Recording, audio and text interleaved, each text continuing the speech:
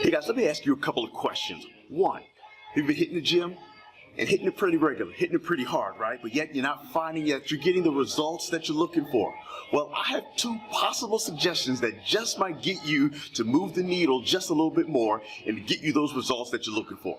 All right, so let me ask you this. You've been going to the gym, right? You've been pounding the weights, you've been hitting the chest pretty hard, even the quads and the legs, right? But you're not seeing the mass gains that you're looking for.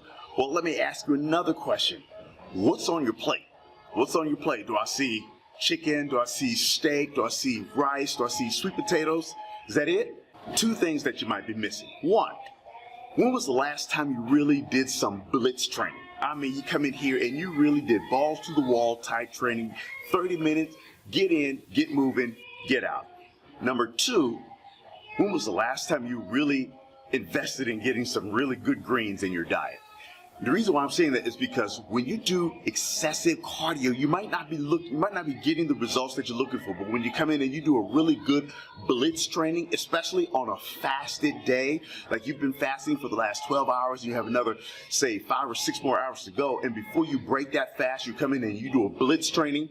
Now you're talking some major GH release right there because you're doing the blitz training, and what you're doing is you're really ramping up those your body's ability to burn those triglycerides without the sacrifice of mass. Now, let's go to part number two. Part number two might be the fact that you're not getting in enough of the greens. See, the greens, believe it or not, the potassium, the A-deck vitamins, or the vitamin A, the vitamin D, E, and K. See, you might be missing it there. If you're not getting in greens in almost every meal of the day, including your protein shake, there's another place where you might be missing it.